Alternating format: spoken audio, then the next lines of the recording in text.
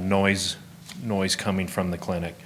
We then contacted the owners of the clinic, Ms. Gail Mankey, and she's here today. And we continued to have dialogue on what we could do to lower that noise threshold and what could be done. Ms. Mankey came forward with this AcoustiBlock sound deadening material. We agreed that that was a viable option that we should look into. Initially, they installed the AcoustiBlock on the what I would refer to as the east side, or the side that is predominantly facing towards Chinook Trail, or force pointing over here to the green colored area.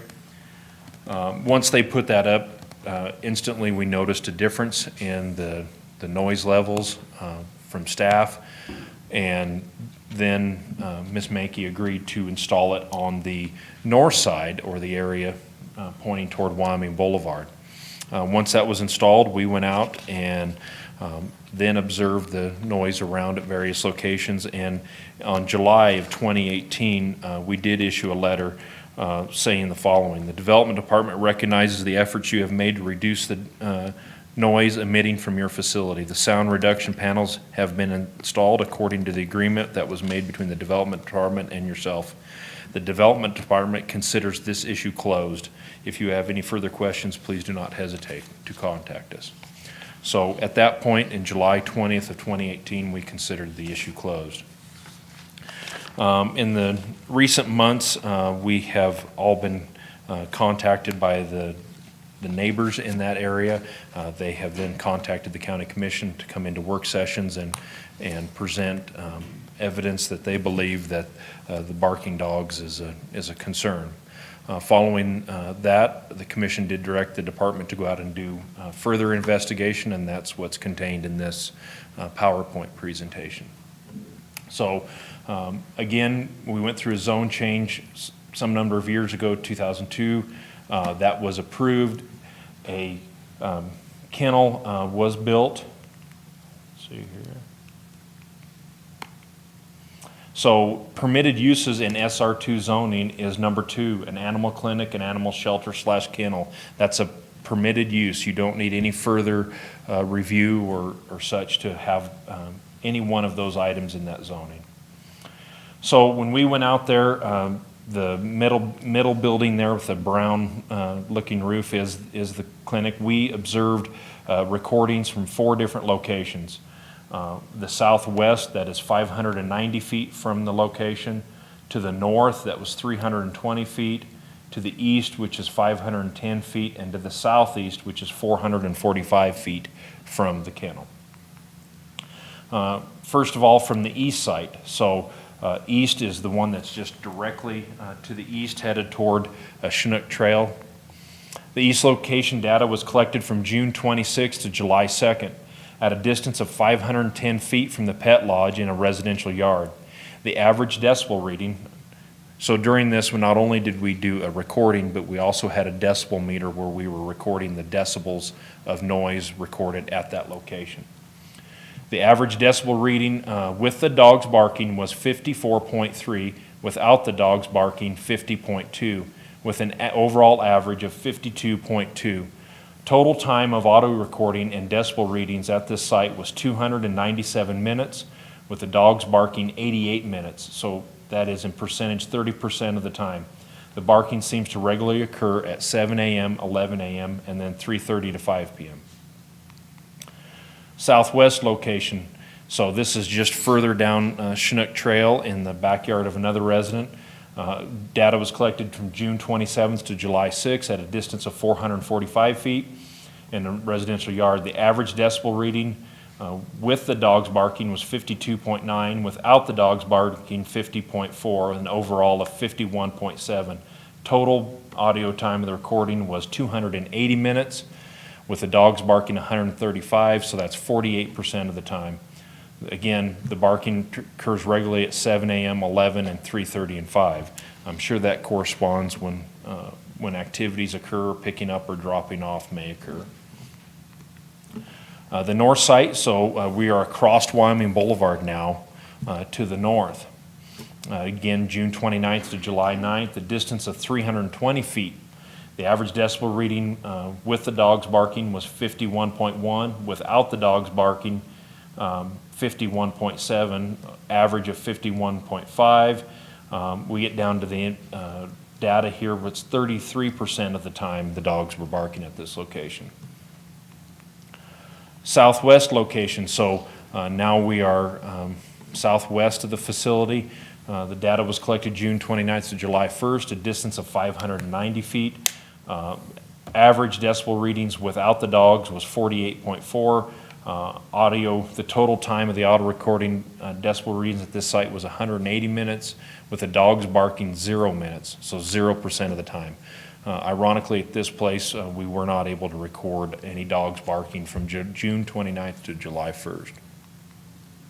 So we talk about decibel readings. What are decibel readings? So decibel is the noise level there, and here is a decibel chart that we have in here.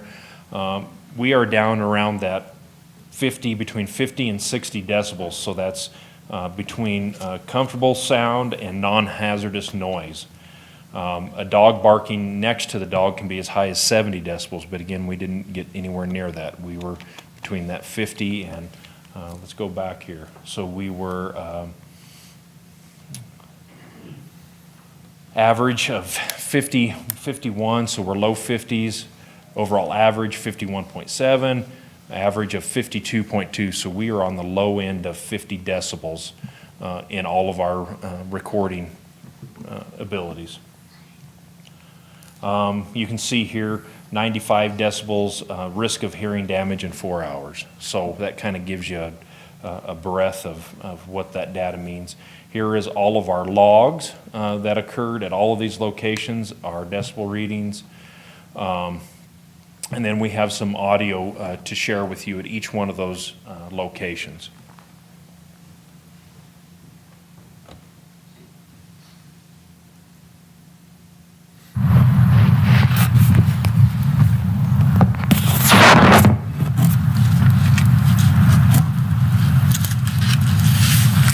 This would be the southwest, and again, we did not observe any barkings at that location, so we're not going to hear a whole lot in this recording, but part of the data. And that's wind, right? That is wind we're picking up there.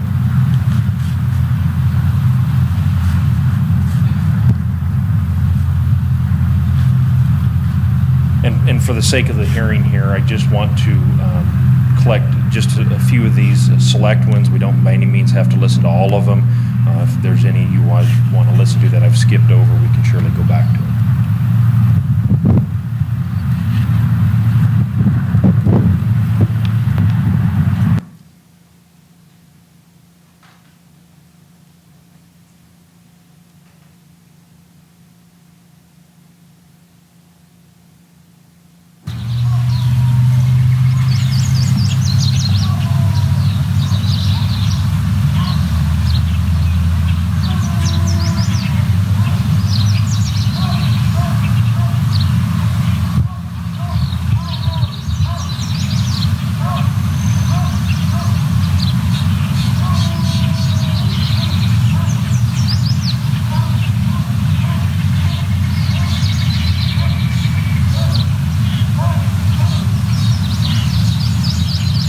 So again, this is the north location on the other side of Wyoming Boulevard. You can hear the barking dogs in the background.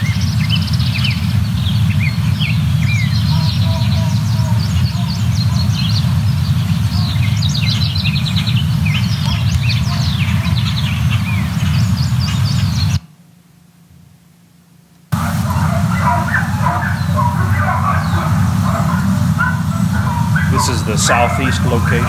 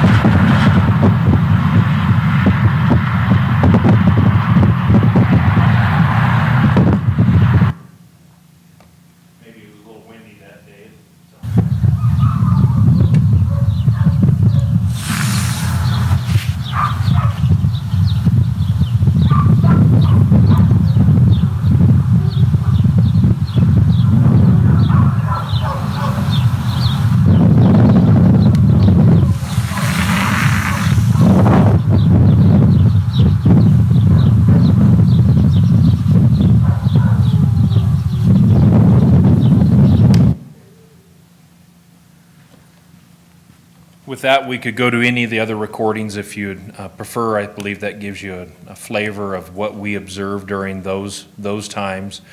We did have the, like again, I earlier stated, we had the decibel meter there and we were able to record the decibels of the noise we were receiving. So with that, I'd answer any questions the commission may have. Any questions? Anyone? Commissioner Goff? Just for clarification, Jason, and thank you for that, in our zoning resolution, there is no decibel number that says anything above X is a nuisance or anything below is not. No, that was our department's trying to grasp onto some scientific data that we could present, and so that was suggested, and so that's why we went to the decibel reading also, so we could put some scientific numbers to what the level of noise was. Yep, no, perfect. I just wanted clarification. Thank you. Commissioner? Thank you, Mr. Chadwick. Chairman. So, did you do any research as to what constituted nuisances in other instances or places? What was deemed a nuisance? We have looked at what's deemed a nuisance, and it's got to be sustained and continuous.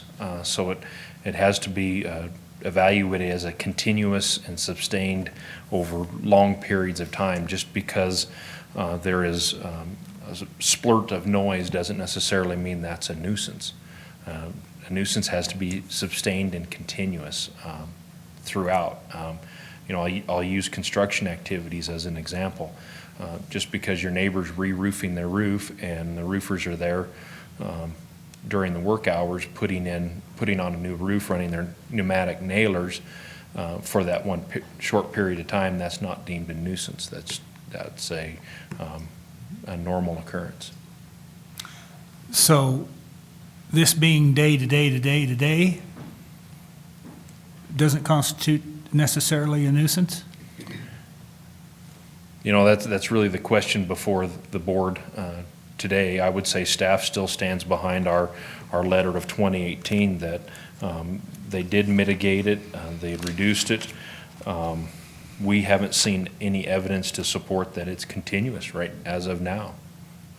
There is noise that emits from there, but it's in staff's evaluation not sustained and continuous. So, being from one day to the next day to the next day doesn't necessarily, in your opinion, mean that it's continuous? That's correct. Okay, thank you. Other question? Commissioner Mill? Jason, on the one file that you played for us, it sounded like a lot of traffic. Were you getting a lot of traffic over from Wyoming Boulevard or anything, noise? That's correct. We were picking up a lot of Wyoming Boulevard noise at both that east location especially is where we were picking up the Wyoming Boulevard noise. Okay. And then the sounds, the sonar didn't pick up any noise levels that were hazardous, but going back to the continuous, I mean, it'd be like, I mean, there's an example, I've got an example in my head, but it's kind of bad. I mean, it'd be like water torture.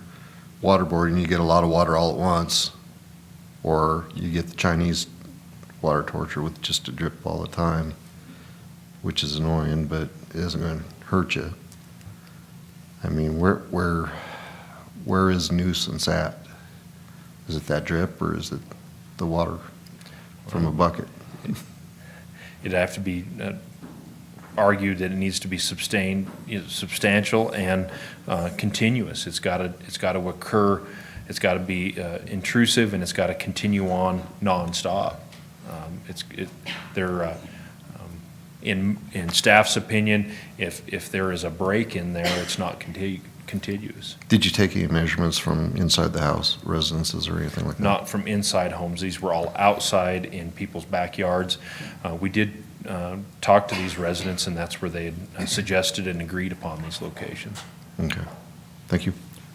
Mr. Chairman, if I could. Yes. Commissioner Milne, so I just want to be clear in terms of what the resolution states, because we've talked about, we've thrown a couple words around, but it's excessive, repetitive, or sustained barking of dogs. So, I mean, if you meet one of those three criteria, and it's audible beyond the boundaries of the property where the dogs are located, it can be deemed a nuisance.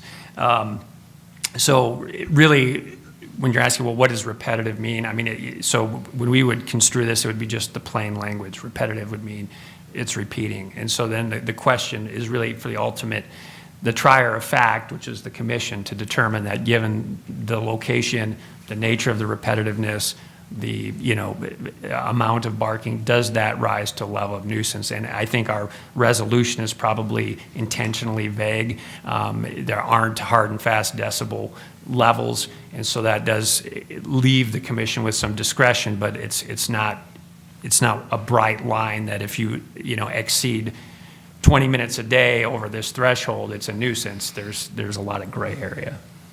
Thank you. Further questions, Commissioner Chadwick? Thank you, Mr. Chairman. So Jason, so if we were to deem this a nuisance, what next?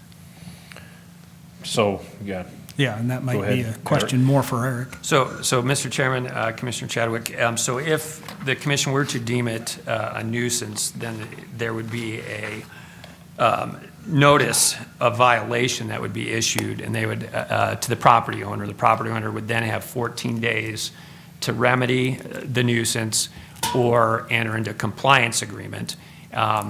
Doing either of those things would then nullify the notice. If in the consent agreement, there's a specific time frame in which they would have to remedy it, failure to do so then would reenact the ability of the county to move forward. But let's just say hypothetically, the notice is issued, 14 days passes, nothing's been done, then we would file with the district court the notice of violation. They would get served, just as you would in any civil case, with a copy of that notice, and then would have 20 days under the rules of civil procedure to file an answer in district court. If they filed an answer in district court, then it would be set for a hearing. If they failed to file an answer, then the district court would basically validate the notice, and we would have a court order that we could use then to abate the nuisance ourselves if needed. Thank you. Other questions? I guess I've got another one kind of in the same lines. Could you go back to those slides that showed how many decimals you found at each place?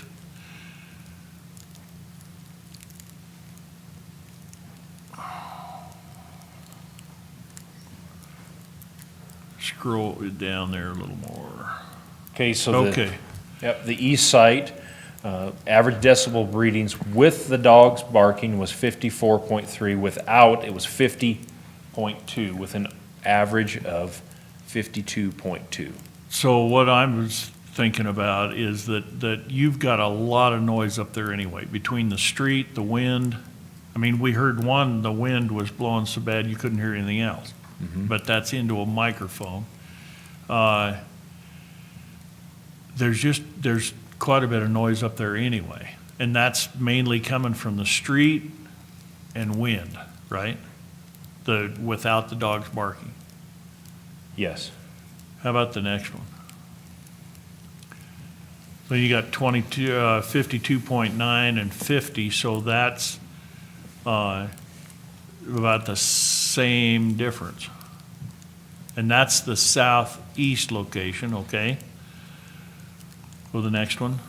The north side be across the street and a little bit to the west. So you're just about the same. Yep. All right, go down the next one. That's the one that the wind would,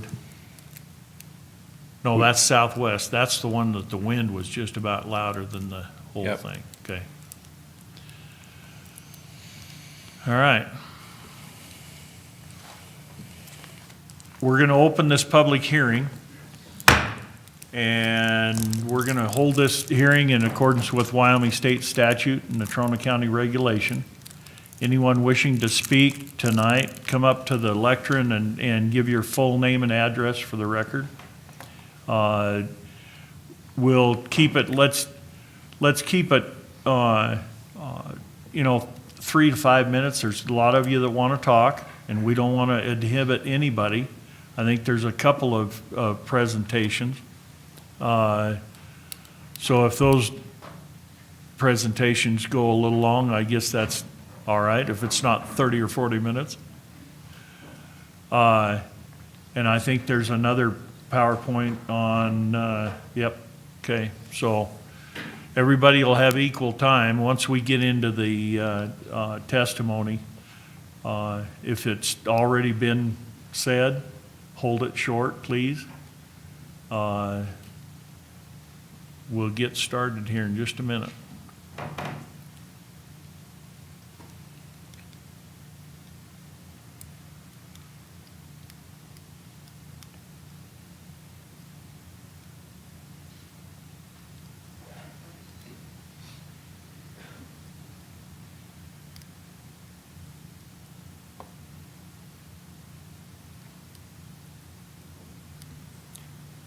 Mr. Chairman, just a point of clarification on the process. Typically, we'll do those in favor and those opposed. So I'm guessing we'll start off with those who are in favor of declaring a nuisance. Okay? Does that sound right? And then when that's done, then we'll flip it, so just so we know the process. Sounds good. Yes, Commissioner I do have Kaufman. one more, Or Commissioner close. Chadwick. I do have one more question for Mr. Gutierrez. So how long a duration were the barking dogs? Was it 20 minutes, 30 minutes, an hour? It was right around those key times. I can pull my slideshow back up, but it's right around those key times when either I suppose they were dropping off or picking up, or when they let the dogs out to exercise. We can pull that back up. But the duration, you said 200 and some minutes, so how long did the dogs bark of that, how long did that go on? Was it 30 minutes? I guess I defer the chance to be able to look back at my PowerPoint, but my recollection is 30 minutes. At each of those, At those key except key the points. 3:30 to 5, and that was 3:30 to 5, Yep. okay.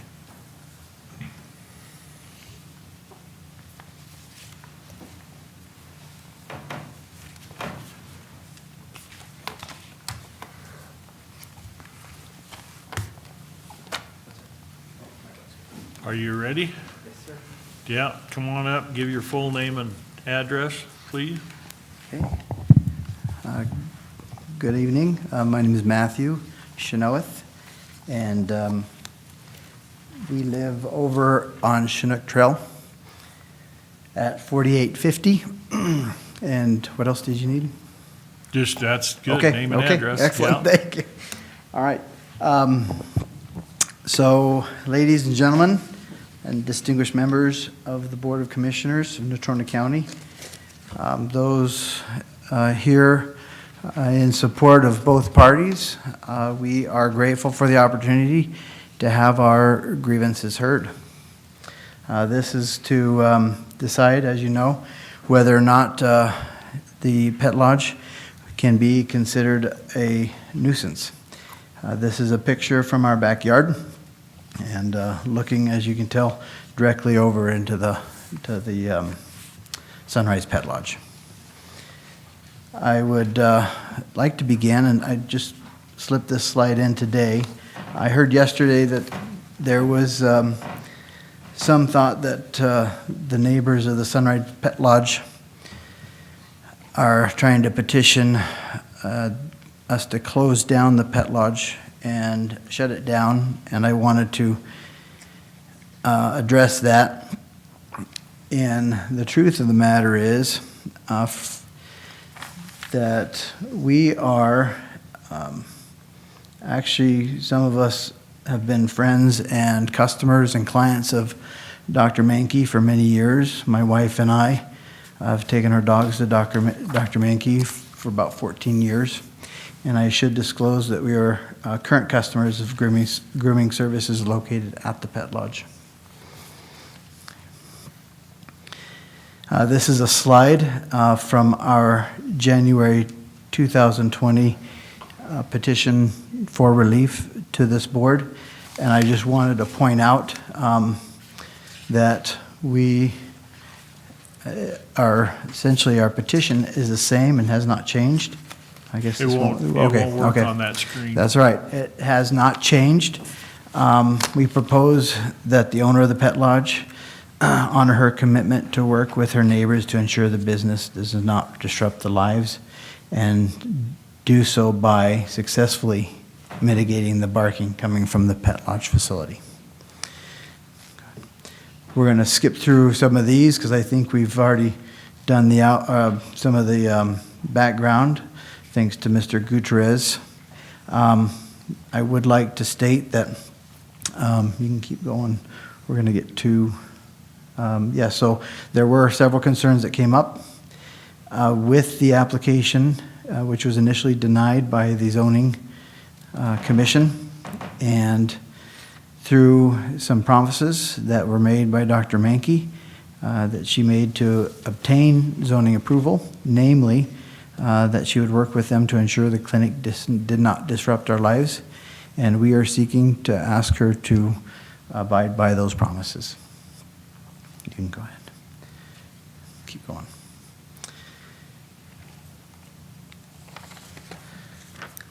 All right, so here's an aerial view of the pet lodge and the kennel, and as Mr. Gutierrez said, based on the zoning, Dr. Mankey had a perfect right to build her kennel. Most of us at some point in our lives had that neighbor with the incessantly barking dog. Maybe some of us have even had or been owners of that barking dog. Now imagine that there are 30, 40, 50 of those barking dogs in one location, barking for 4 to 9 hours a day. That's 30 to 50% of the time. It can be very frustrating for all parties involved, whether you are the one tasked with trying to keep those dogs quiet or the one exposed to all the noise. It has not escaped my notice that the staff at the pet lodge have an impossible task. I have a lot of empathy for the employees there, and I can only imagine how awful it must be for the staff and the pets alike to be in the same building with the repetitive and continuous barking. It is probably impossible to control, which is why people don't generally put dog kennels, especially one as large as this, in residential neighborhoods. You can skip ahead, Brooke. Go ahead to the history. We'll skip those. A couple slides on the history. So we were able, I guess over the course of 2 years, to try to work things out with Dr. Mankey, and in hopes that we could address our grievances with her. On June 10th in 2019, we met with her hoping that she would be responsive, especially since she had promised to do just that. We also hoped that our 14-year relationship with her as clients would earn us her favor. Her response was not what my wife and I expected, and we were, I guess, a little disappointed in that interaction. Go ahead, Brooke. Go ahead. Weeks passed without improvement. Additional calls went unresolved. Finally, frustrated, we sent a petition for relief to the county commissioners. To answer a question about nuisances, I did do a little research about, this is from the Natrona County Zoning Resolution, this is section 7. And it describes a couple nuisance definitions. One is general, which we'll go into in a little bit, and also private. So general is any use or non-use of property which constitutes unreasonable interference with quality of life, health, safety. Then private is an invasion of another's interest in the private use and enjoyment of land. And I hope to prove that those two apply in this instance.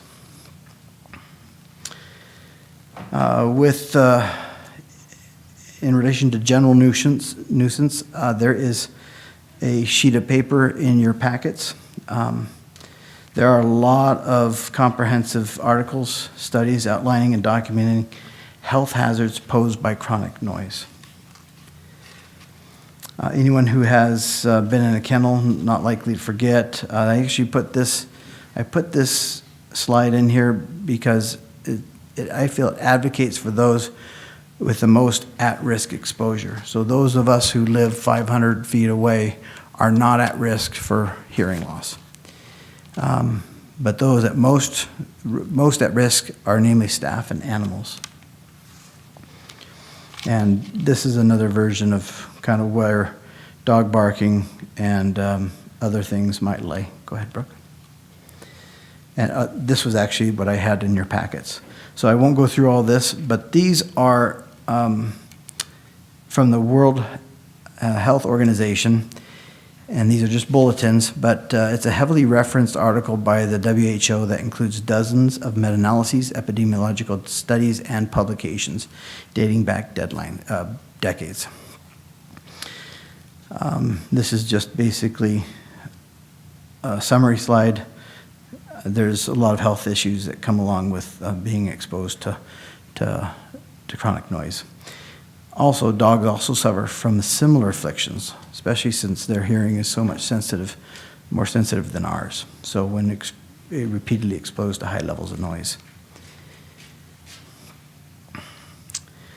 Private nuisance. So invasion of another's interest in the private use and enjoyment of land. And I will play a few recordings of our own to hopefully prove that this is the case.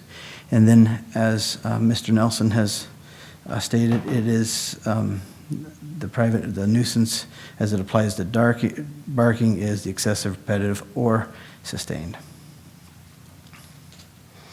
And so I have also included, since some of these slides aren't very readable, there is a copy of this in your packets, and these are 3 series of dog logs dating back to June of 2019. And as you can tell, so we kept over the course of several months just a log of what we were doing when we came home, when we left, and there are a few entries here where there were no dogs barking. So this is as accurate as could be. But those are in your packets. So I do like to play a little bit of our own recordings, if it's permissible. So Do this you is. have an idea what time of day each one was? Yes. So let me. Okay. That's a. Let's see. This was in the morning. This would have been about 7:30.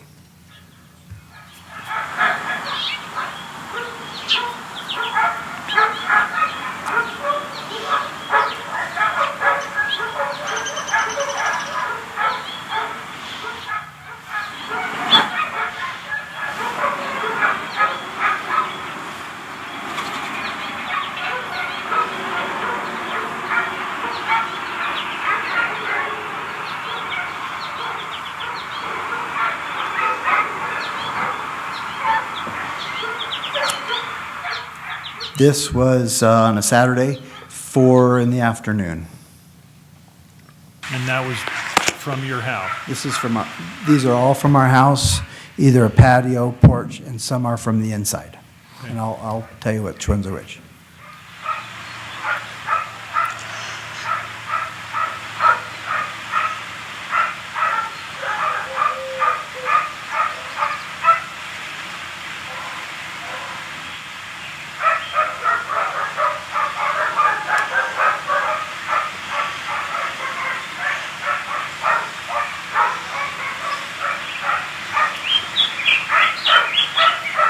This next one's 7:30 on a Saturday morning. Where's that sunstone? What's that sunstone? That's my daughter. I mean, going between the snare and the thunder.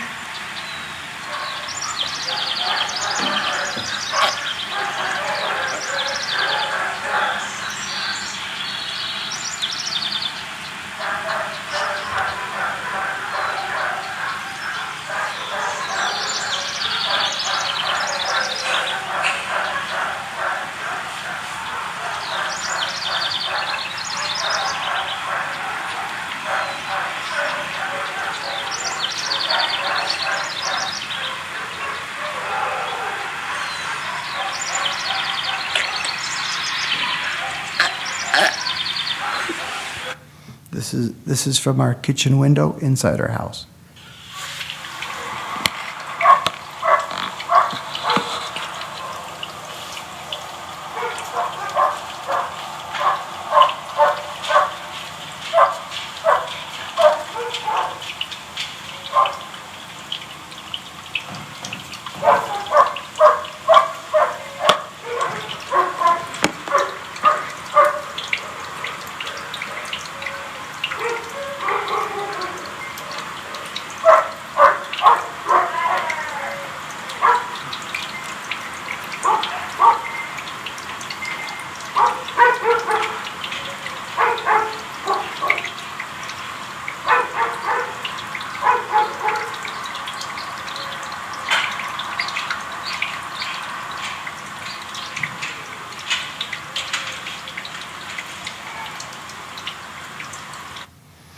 This was on a Sunday morning. And I'm not sure what time, I'm sorry.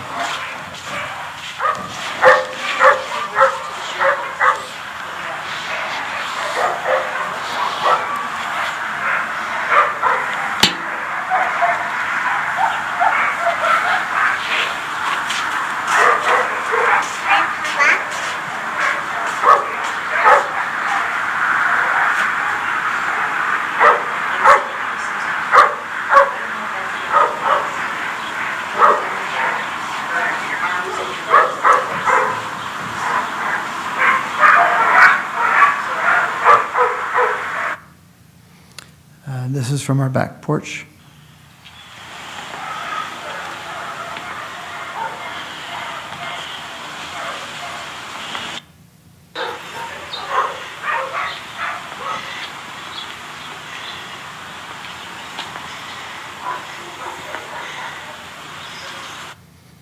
And I just titled this A Bad Morning, so I'm not sure what time it was.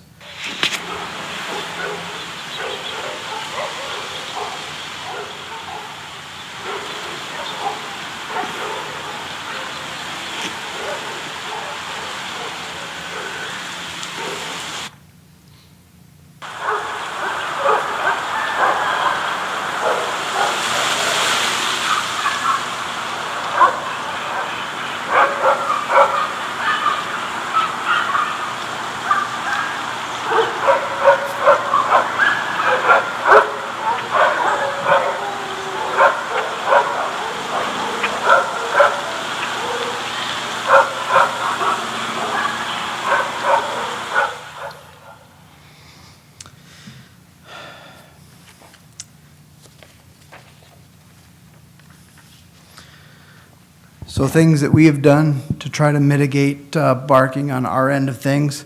When we're inside, we keep windows and doors closed. We play music as distraction for our family when it gets really bad. Outside, we built an outbuilding that partially obstructs the view and noise. That was insufficient, so we do plan next summer on planting some large trees along our property line, which hopefully will help. This summer, we did pour a concrete patio and did some landscaping in the front of our home in order to have that as a refuge to escape the worst of the barking. The cost of these mitigations have been in the thousands of dollars. Solutions on the end of, or on the part of the pet lodge. Usually the best solution is some type of an acoustic baffle or panel, and not just fabric. All the recordings that I played were all since the acoustic block that was put on the fence of the pet lodge. Sound baffles or panels that mount up in the ceiling area are the most effective methods. They also usually don't interfere with fire sprinklers, lighting, nor air circulation. There's a website there, and I got that off of petboardinganddaycare.com. Another option. Other solutions, training, better enclosures, more focused solutions on problematic dogs.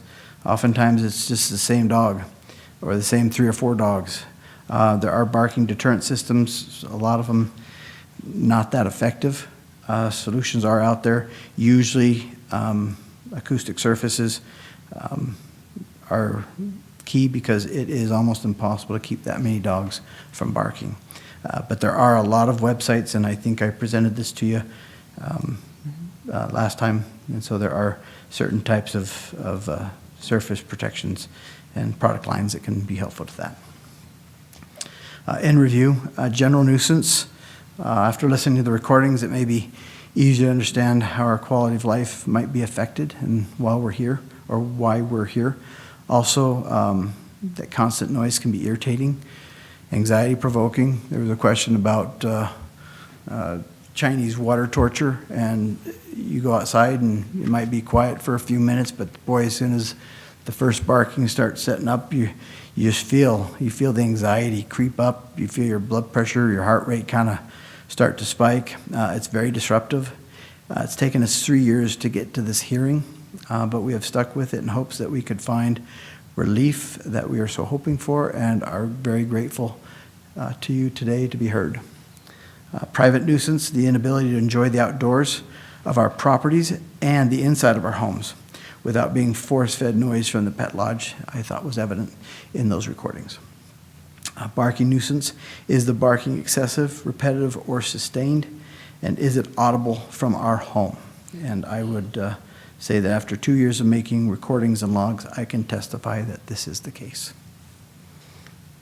So in conclusion, we propose that the owner of the Sunrise Pet Lodge successfully mitigate the dog barking coming from the Pet Lodge facility. We also ask that the owner keep her promise to her neighbors and complete solutions that will ensure that she can, one, continue to do her business, and we can again have peace in our homes. Thank you. Okay, is there any questions? questions from commission? Thank you. Okay, thank you. Anyone else wishing to speak in favor of a nuisance? I guess is the right way to put that. Thank you. My name is Linda Sloan, and my husband and I reside at 4700 Chinook Trail, directly east of the Sunrise Pet Lodge. We sincerely thank the commissioners for considering our request for relief from the barking dogs at the Sunrise Pet Lodge. I notice there's a lot of people here, many of which I think are workers, clients, family, and friends to the owner of the Sunrise Pet Lodge. The request for relief is in no way a reflection on the services provided at this facility or the reputation of the owner. While these individuals that are here in support of the clinic have the right to voice their support, their opinion should have no bearing whatsoever on whether the dog barking is a public nuisance unless they live adjacent to the pet lodge and are directly impacted by the barking dogs. Rather, the request for relief is about the quality of life for the adjacent homeowners and the impacts that the barking dogs has on our rights and the need to mitigate it. I doubt anyone here other than the affected homeowners present can recognize how sweeping the damage actually is from these barking dogs. The facility was built for a profit in a residential area, just because the owner could, even though the owner knew she should not. It was a bad decision and made without any input from the public or adjoining property owners. It was a breach of faith, as the owner promised to work with the neighbors so as not to impact our lives. Instead, the owner has damaged and hurt those very neighbors. And now, everyone is dealing with the aftermath. The question before us today is, how much barking is too much? What constitutes a nuisance? And how can it be mitigated? Are the neighbors' complaints legitimate? Or are they just hypersensitive. First, I'd like to say my husband and I worked very hard our entire life to secure a financial security in retirement and have a home we could enjoy. A home where we had space away from other neighbors, a home where we could enjoy peace and quiet. It's not unreasonable for us to want this.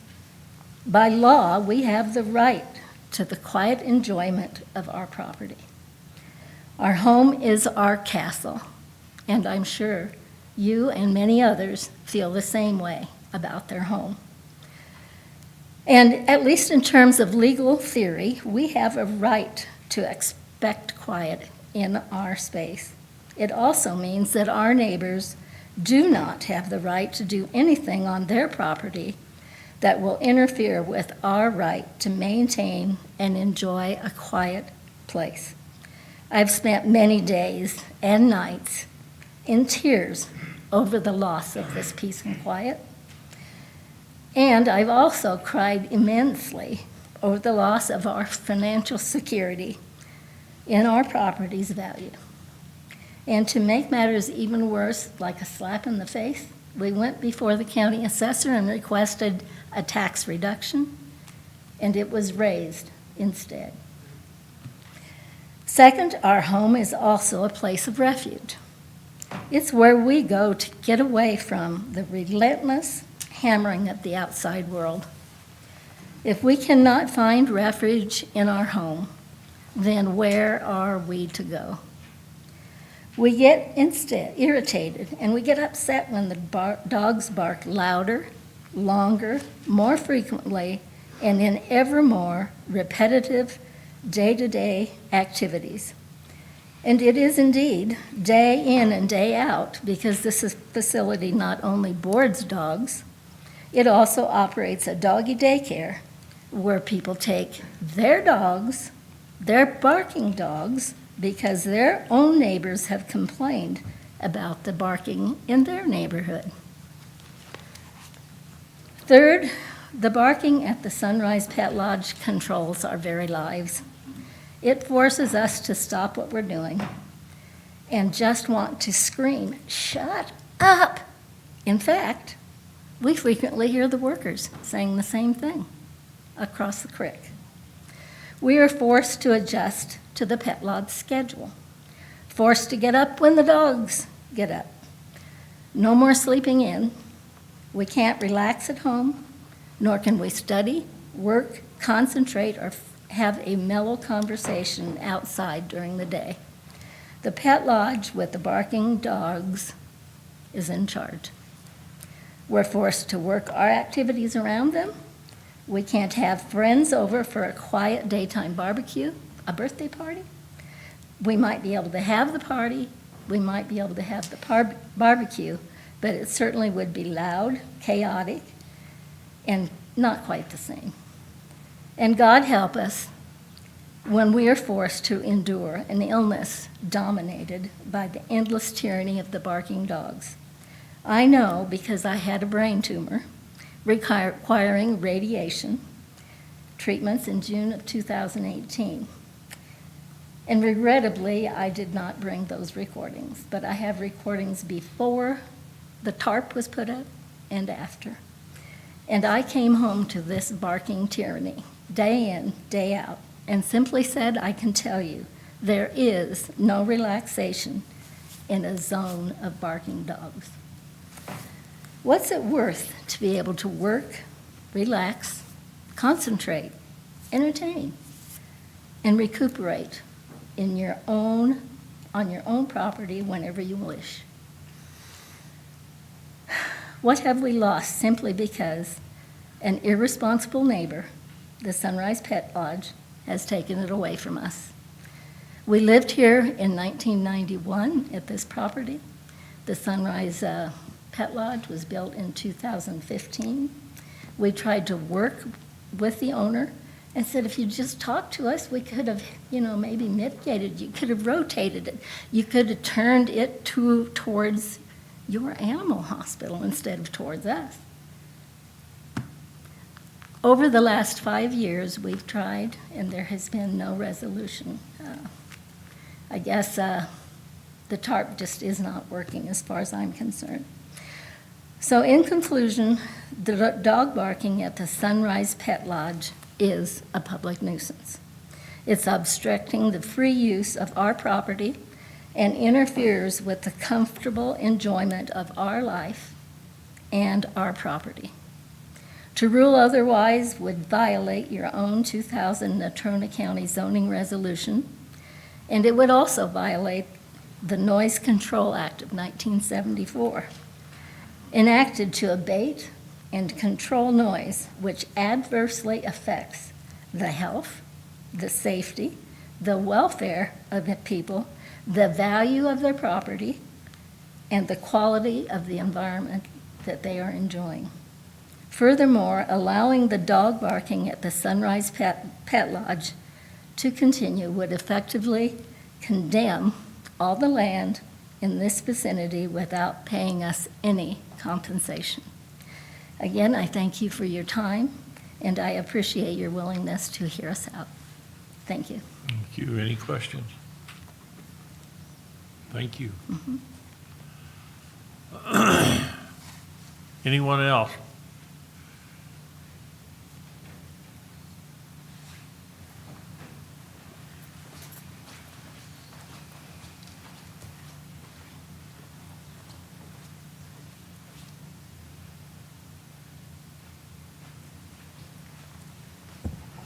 Thank you.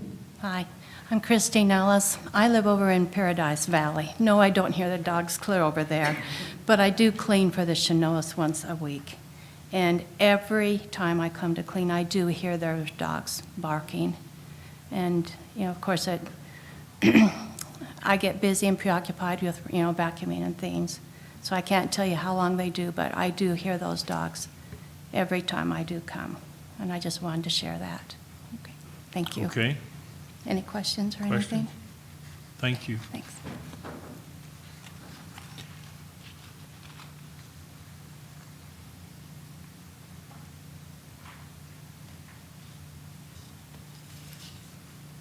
Hello. Hello. Thanks for hearing us today. My name's Ashley Soph. I live at 2121 West 45th.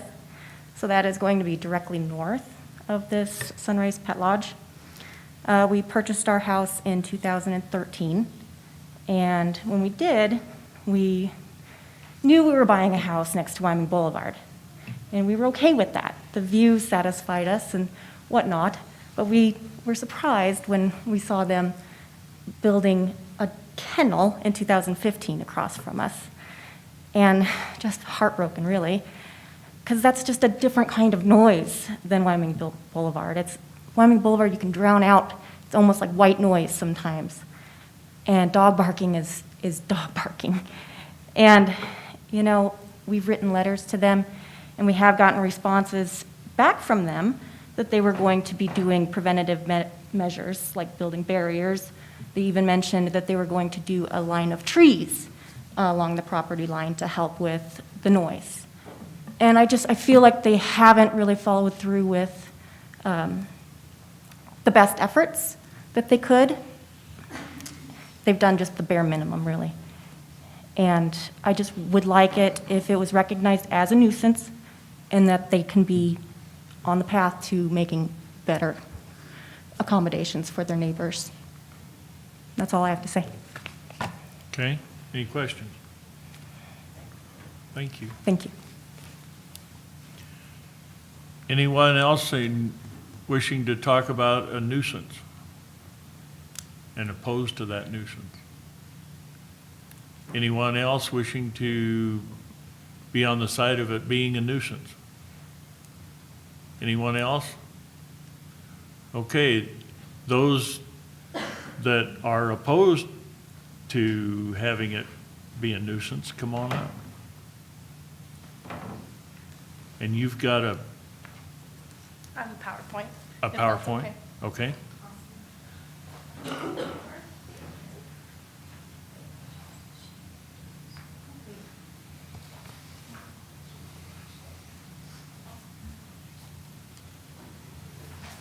I'll hand one. Then I'll take one, if you got another one? Yeah, let's give that one to Paul when he gets back.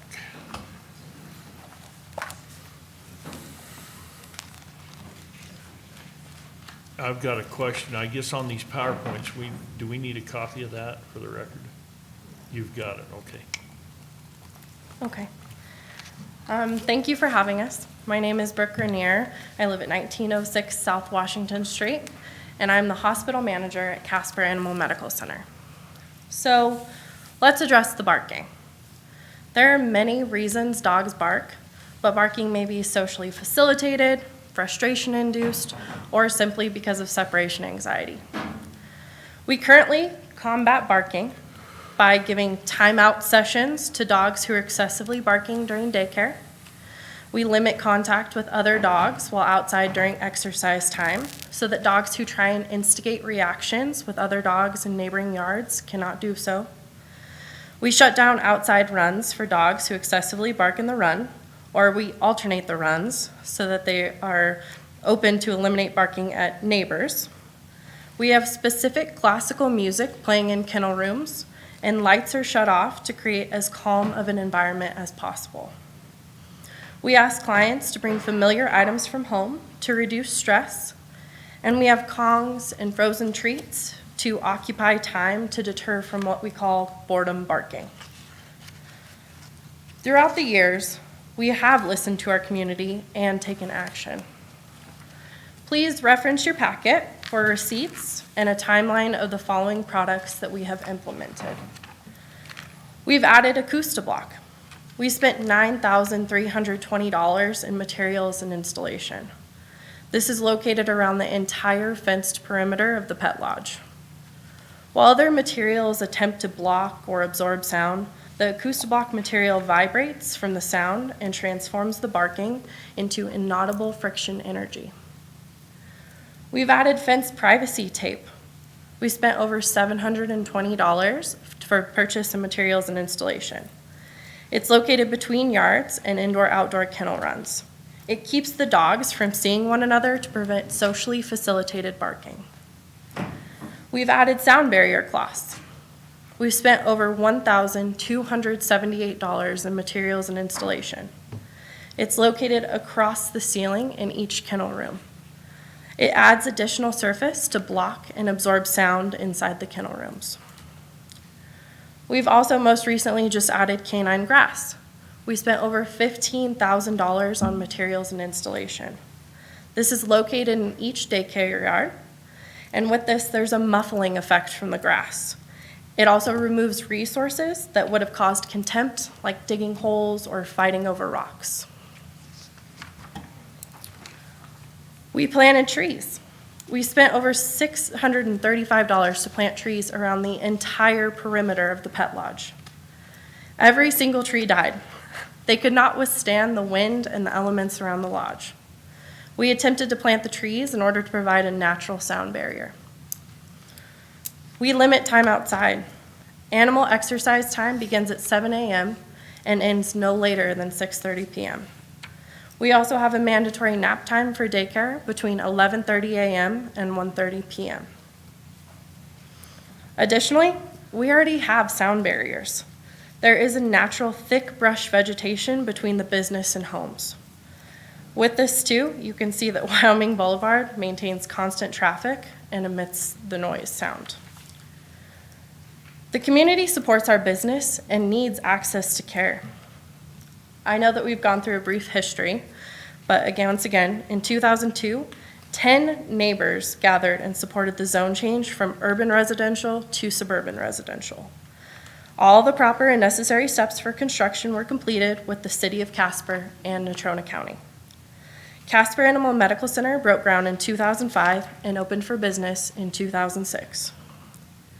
Casper Animal Medical Center continues to provide boarding in the clinic for medical and surgical reasons, as stated in the public hearing in 2002. Dogs are outside for a minimal period of time to clean kennels. 12 years later, the Sunrise Pet Lodge was built. This was permitted as one of the uses within our zoned district. And with this, $27,000 has been invested in protecting the neighbors from noise. We are a necessity and an essential business. From opening day in 2006, we've had over 251,000 visits at Casper Animal Medical Center. From opening day in 2015, we've had over 67,000 reservations at Sunrise Pet Lodge. In the last 3 months alone, Casper Animal Medical Center has served 3,000 patients, and the Pet Lodge has hosted 1,000 dogs in daycare and over 2,000 dogs in boarding. Please reference your packet for testimonials from our clients. Our business is our people's livelihood. Casper Animal Medical Center employs 4 veterinarians and 17 support staff. Sunrise Pet Lodge employs 6 employees. Together, the businesses have paid over $186,000 in taxes year to date. We completed personal research since we were not privy to any other research from the city or county. From Pet Boarding and Dog Daycare Magazine, we pulled the sound perspective graphic that you can see on the screen. As you can see, one dog can reach up to 100 decibels, and from the research I'm about to present to you, you will see that 5 feet outside of our eastern yards has an average sound level between human speech and an automobile. How we conducted research.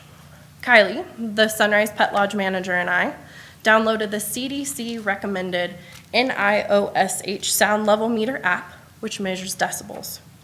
We went out on 10:15 and 10:19 to take reading of the decibels while we instigated the 18 total daycare dogs to bark. As you can see on the screen, we have a map, and the red dots signify all places of measurement. We chose these areas based off of foliage and proximity. We stood inside the daycare yard, 5 feet outside eastern yards, 198 feet away from the lodge on our side of the creek, and 15 feet away from the lodge at the fence line of 4800 Chinook Trail. From this, we gathered information from 2 separate days with dogs barking and not barking. Our takeaways from this were that sound levels dramatically decrease outside of the daycare yard. The difference between barking and no barking is minimal, and that our results may be skewed because of the noise coming from the highway or the construction work across the highway interfering, and this was especially true at the line of Chinook Trail. I am confident that you all are familiar with the municipal code noise ordinances for the city. With this, some things that I want to point out are that sound levels should not be projected for more than 90% of any measurement period of a minimum of 10 minutes. That the sound projected from one district to another district shall not exceed the limits in that district, and that noise should be controlled between 9 p.m. and 7 a.m.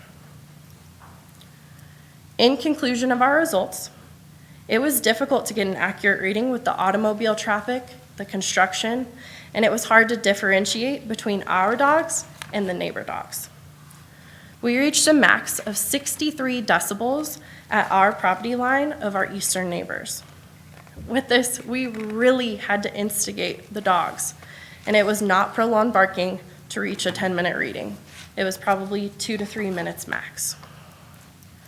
Dogs that excessively bark while boarding or at daycare are not allowed outside for longer than 10 minutes without a staff member attempting to eliminate the barking. If a dog excessively barks during a weekend break time, we try our best to identify those dogs and close their outdoor run while staff are not present. Most importantly, dogs are not allowed outside before 7 a.m., and they are most definitely not out after 9 p.m. In the packet that I've provided to you, there's detailed information about the possible additional solutions we can provide. We could add acoustic sound baffles. We could attempt to add vegetation once again. We could add additional fence tape on every shared fence yard on the interior. And finally, we could add fence slats between every shared indoor-outdoor run. So in conclusion, there will always be barking dogs, but we genuinely do our best to lessen the noise. We have the best intent to improve the quality and we're willing to do more while still providing services to our community. Thank you for your time. Okay, any questions? I'll bet there's going to be some. Commissioner Chadwick? Thank you, Mr. Chairman. You kept saying you could do these mitigating factors. So are you willing to do them as a potential resolution to this issue? And which ones? Do you have a preference? Which ones do you, and I think we probably all have our own opinion of what would work best. A lot of us have lived with barking dogs. I know I do. I live in a neighborhood where everybody's got 2 or 3, and I listen to them from 8 o'clock in the evening till 1 o'clock in the morning routinely. But that's because my bedroom is on the upper level of our home. If I go downstairs, I don't hear them because the trees break it very well, but I have a triple tree line, all under a drip system, so it all has survived. And it provides a very good sound break. I don't hear them at all downstairs, but of course, when you go to bed, then you listen to them for hours. And when one starts barking, the whole neighborhood lights up. Sure. So, having said that, it might sound like I'm an advocate for trees, and I am. What do you think would work best to mitigate the issue? Sure. I definitely believe through our research that the sound baffles, and I know that Mr. Chenoweth had brought that up as well. It's a definite possible solution. I'm not sure if it would make it cease completely, but it's a good one. With the trees, I contacted Gallus Greenhouse to find out more information on exactly what would be the best solution. She recommended juniper trees that were already mature and placing them 5 to 6 feet apart. When we had done it before, they were a bit smaller. So I think that it was a little bit easier for them to die. But with that, it's a pretty intense investment. I believe I put in your packets just at the starting bare minimum of the trees, and it's up there, I believe, in the upwards of already $1,400. There's another question there, and I'm trying to Sure, put it together. So do you have the authority to speak for the pet lodge that you will do this? So Dr. Mankey and I Okay. are partners for the Casper Animal Medical Center. So anything goes through the both of us.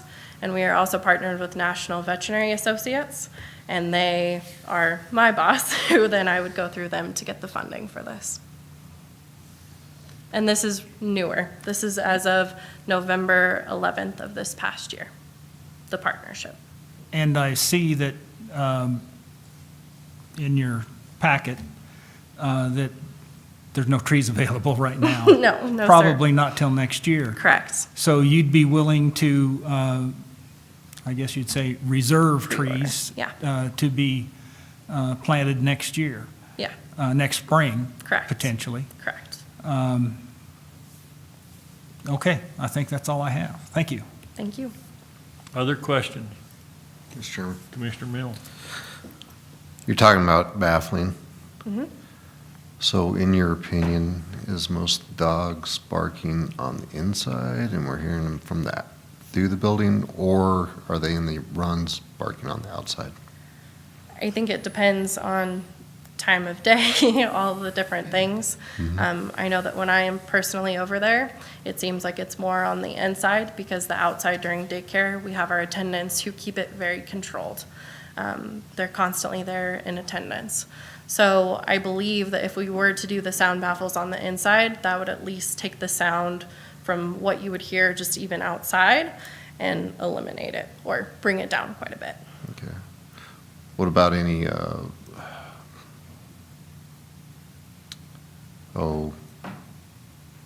acoustic baffling, not baffling, but absorbents alongside the walls. You could, because you've got metal wall, right? We have Basically. cement. So if you roughened up the wall or put some absorbent on the wall, Sure. you'd eliminate some of that reflective sound Absolutely. as well. And that might Absolutely. help. I don't know, I'm just, Yeah, it's great. no, I was just curious about Yeah. the inside baffling, though, why you would look at that. From the research that we've done, it seems like all kennels are suggesting that this be done through a lot of kind of the nuisance cases that we've read. This was a good solution next to the Acoustablock. I believe that I added in there too that the reason that we chose the Acoustablock is because it is already had the research to show that that was a great solution. All right, thank you. Other questions? Mr. Commissioner Kaufman. Chairman, so what would it take for some kind of a collaboration or a conversation with your facility and the owners group? Like, is someone waiting for this to be declared a nuisance or not? I mean, is that what kind of remediation hinges on for you? I think that it's more that I can't speak for the past. I'm newer to the business. I started in November of last year, so I am not sure what happened before, what kind of conversations happened, but I know that I'm willing to definitely talk to the neighbors and come up with some sort of solution. Okay, thank you. So I guess that brings up some questions then for me, and Commissioner Milne kind of hit on it. The acoustic baffles, you've got those around the outside of you've got a baffling system around Sure. the outside of the pen. What I'm wondering is that, say this is your baffle on the outside. If you could go up to the top of the fence and then in at an angle, it might, because now the sound just goes out. Sure. If you put that in, it may deflect it back down. Then at the same time, over against the building, you have some baffles. It wouldn't hit that metal surface and then bounce out. Yeah. It would more bounce in. Have you looked at anything like that? I have not, but I think that's a great idea. They're doing that for a couple of reasons on oil rigs in Colorado. Okay. They hide them, but then it also, those mats go up and they bend in a little bit. And that noise is reflected down more than just open at the top. So that's an idea for you. And I know you've got the cost deals in here, and that may cost a little more. Sure. But I think it's important that you're willing to do something like that. Absolutely. And figure out, do you have a timeline? I know that if this is declared a nuisance, I believe that we have 14 days to be able to make some changes. The trees would specifically probably be the thing that we would have to push out the most. Other than that, if we were requested to do something, we could make sure that it is cleared with Dr. Mankey, NVA, and put the order in immediately and make sure that things are set. Okay, Mr. Chairman. yes, Commissioner Milne. So, not so much requested, is it going to take a nuisance to work with the area and try to eliminate some more sounds, or where do we go from here? I think we would like to do what is ever best for our community. And if it takes it to that point, then so be it. But if not, I think definitely having a conversation with It them wouldn't would be take a great too. nuisance to start working with them? No, sir. Good point. Mr. Chairman. Yes, I have Commissioner a question Kaufman. for our county attorney, and maybe this is Jason too, but I think based on the zone request, I don't know if we can make the request if it's zoned the way it is. Is that correct? So, Mr. Chairman, Commissioner Kaufman, I mean, I think that's right. In terms of the county having any leverage to ensure certain steps are taken. We don't really have that unless there's a notification of nuisance, right? Because it is a permissible use in the zoning district, so there's no, what I would call a prima facie violation of the zoning ordinance. Now, just to be clear, if this commission did decide to declare it a nuisance, we could certainly work with the clinic to come up with a plan of compliance, a compliance agreement. And obviously, I think I can speak for the county. We're not going to require something that we know that can't be fulfilled. So we're not going to say have 50 trees planted by next week when we know they're not available. So I think we could work out, those details. And then, obviously, if they complied and everybody's happy, then we all go down, the road and on our merry way.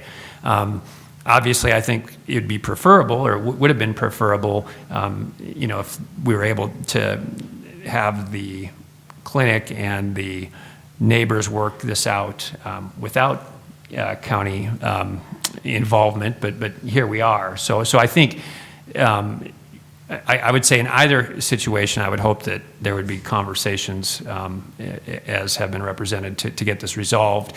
But if there is a declaration of nuisance, then the county does have kind of leverage to formalize that in a compliance agreement and to then shepherd and ensure that things get done that are promised. So a question then for you. Short of declaring it a nuisance, is there a possibility we could table this until a time certain or till another time if they would agree to put in some more of these baffles, some more of the tiles, and I understand about the trees, but to have some movement in trying to get that fixed? Mr. Chairman, absolutely. That would be the prerogative of the commission. You certainly can table this. It's your meeting, so you can do what you want. So yeah, I mean, certainly we could table it.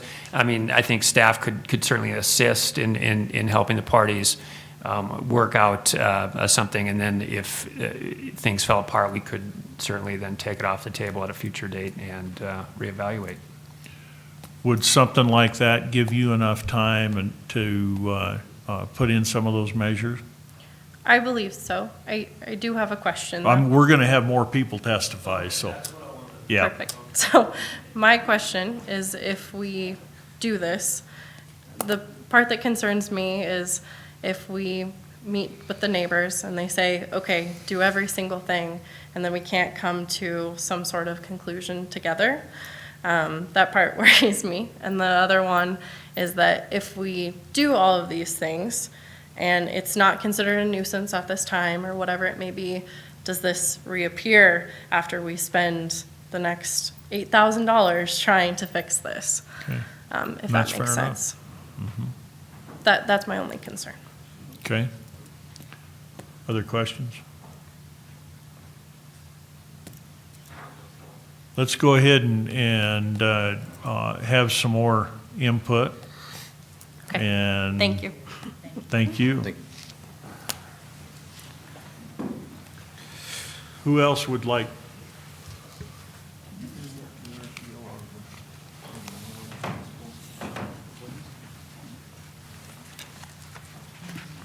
Good evening, How are you? Commissioners. My name's Dan Harmon. I live at 4860 South Valley Road, right there on the same one that the clinic's on. I am a neighbor. And I used to be the pet lodge manager from 2015 to 2017.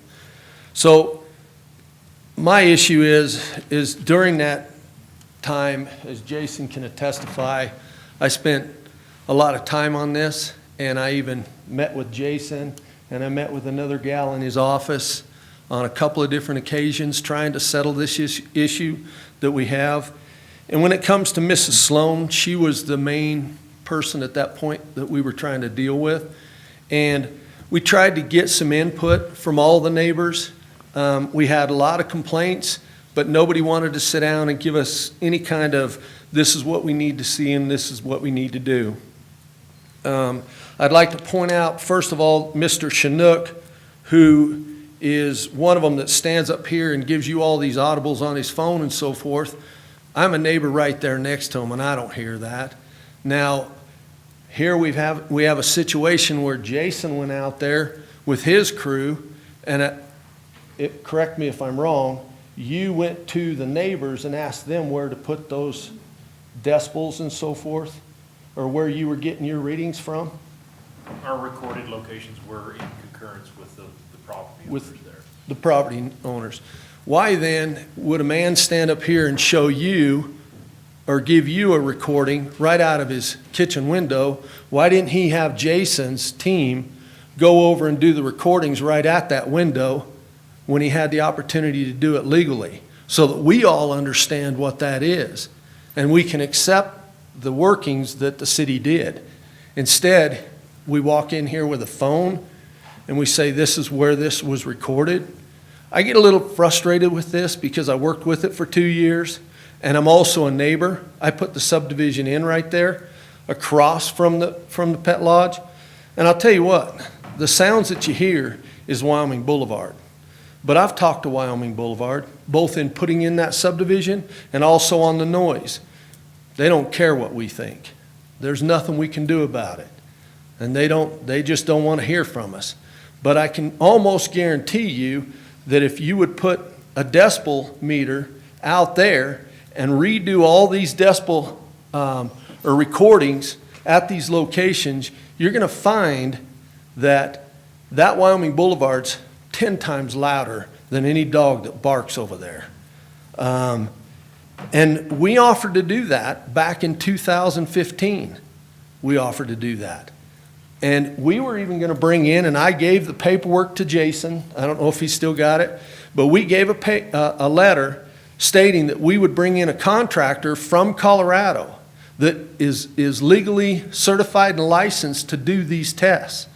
And it was astronomical money that we were talking about to bring them in, and they would come in, set a meter for 7 days, and record all the sounds. And they would give us the decibels out of everything in that neighborhood, including those people's own personal dog in their own yards or adjacent yards as opposed to our dogs.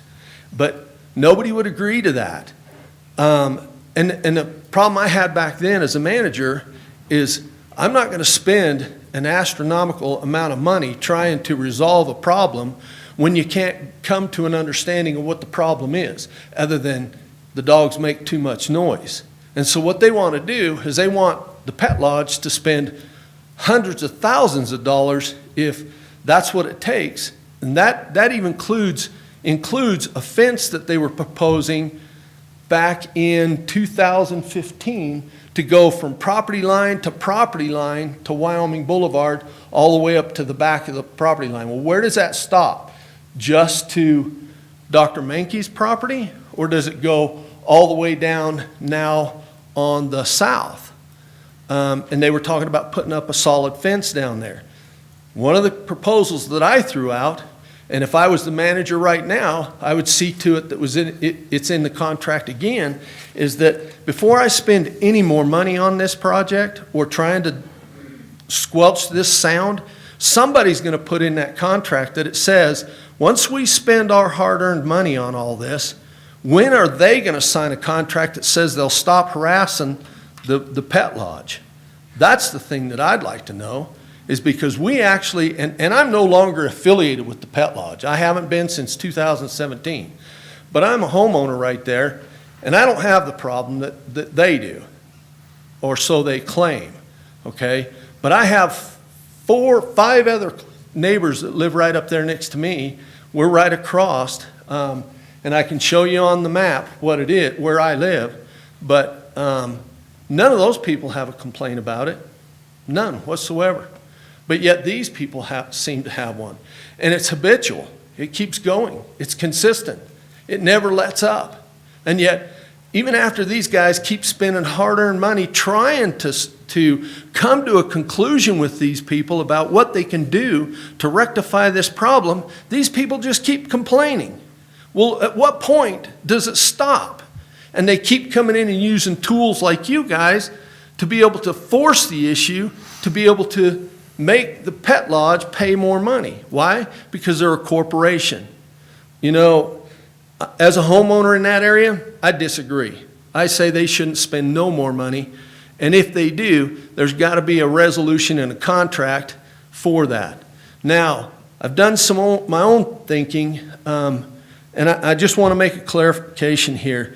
Mr. Nielsen, are you the county lawyer or are you okay.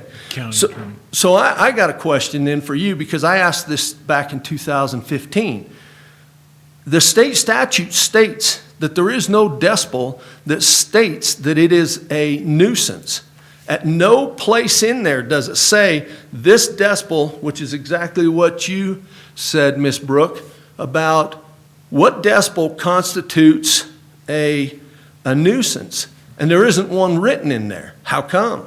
If we've had these issues before, or we've had noise issues in the past, how come we don't put a decibel in there and say, okay, now you've met that, here's the standard, now you gotta pay, okay? No matter what that case is, if you break that standard, you've got to put the noise reduction in there to get that decibel back down. But there's not one there. And we've been dealing with this issue now, at least for me, since 2015, and it's still not in there by the county, okay? But let's just take, for instance, that we use this chart right here. Comfortable sound, 50 decibels. Non-hazardous noise is 75 decibels, okay? Let's take the highest one, not the average, but the highest one that the city did was 54.3.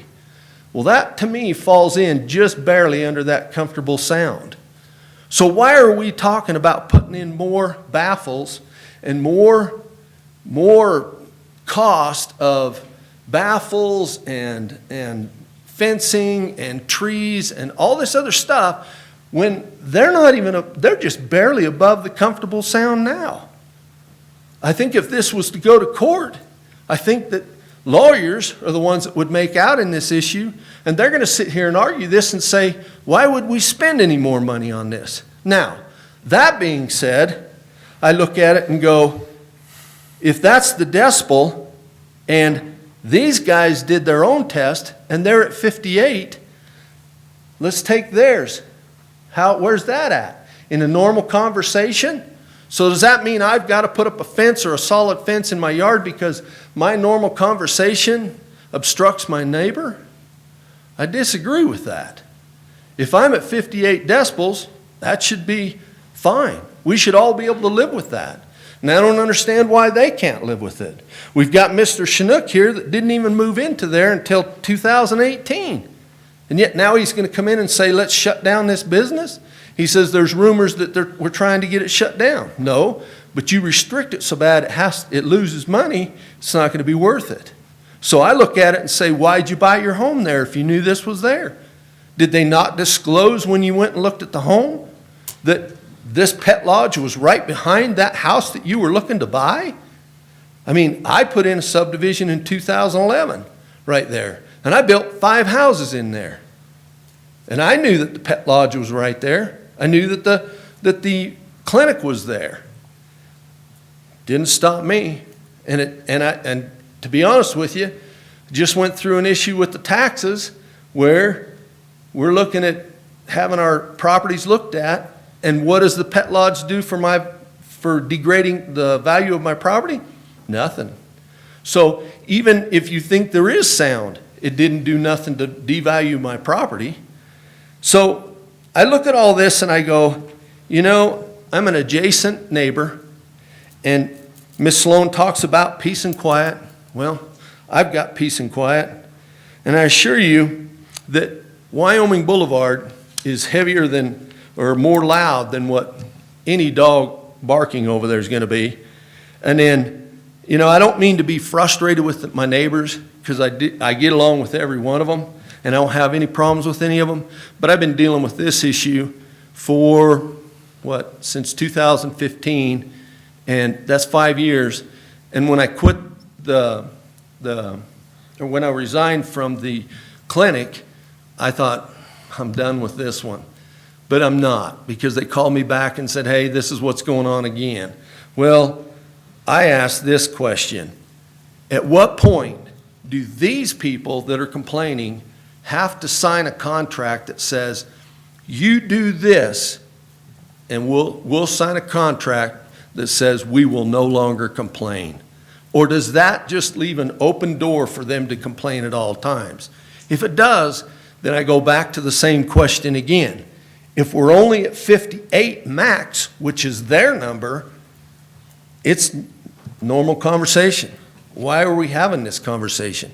Why are we having this hearing? If they're at a normal conversation and they've not broken any decibels on anybody's eardrums, or broke their eardrums through high decibels, then why are we having this conversation? I'm a neighbor that's going, I disagree with them. And I agree, I just don't think that it's right that we just keep hammering the pet lodge. I think they show a huge value to our community, and I think they've been great neighbors to me. And the people that I know of, and I had some other guys coming tonight, but they actually backed out because of a tournament that their kids are in, and otherwise they'd be speaking on their own behalf. But I think if we were to go to a hearing, I think you'd have a lot of support for the pet lodge. So that's my 2 cents anyway. Thank you for your time. Any questions? Yeah, I guess I should ask that. Thank you. Sorry. Yep. One. Thank you, Mr. Chairman. So, Mr. Harmon, Yes, sir. do you hear the dogs at all? Once in a while I do, yeah. But I hear neighbors' dogs too. Okay, does it seem to have anything to do with the wind direction? Or I would assume that you are east and south?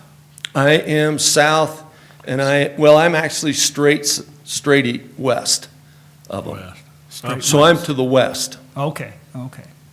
Yeah, and do I hear it? Yeah, but my house is located and sits like this, and on this back corner back here, I have a patio, and we entertain and have dinners and everything else, and barbecues back on that back patio.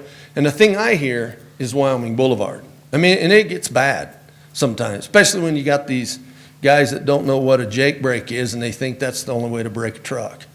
And they're not supposed to in the city. I mean, that's probably worse than any dog barking. But I mean, it's Wyoming Boulevard. Can I complain and see if they'll move Wyoming Boulevard? It ain't gonna happen. I mean, I think it's the same thing with this pet lodge.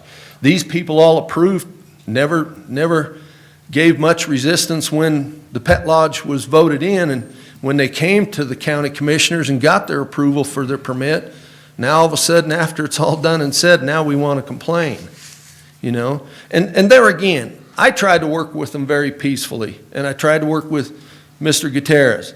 And throughout the whole thing, we couldn't get anybody to give us an answer to say, what is the decibels by the county? And why don't somebody sign a contract that says, okay, if we do this, we'll no longer complain? Or does it just keep going so that in 2 years from now, we're back in here, and now they got to put up a solid wall on the property line? So, and I guess that's where I'm at. And the state statute, I think, is pretty vague. So is that their fault? You know? Any other questions? Sorry if I seem abrupt, but I get really frustrated with this issue. Thanks. Not right now. Thank you. Anyone else wanting to address the commission that's in favor of the pet lodge, not making it a nuisance?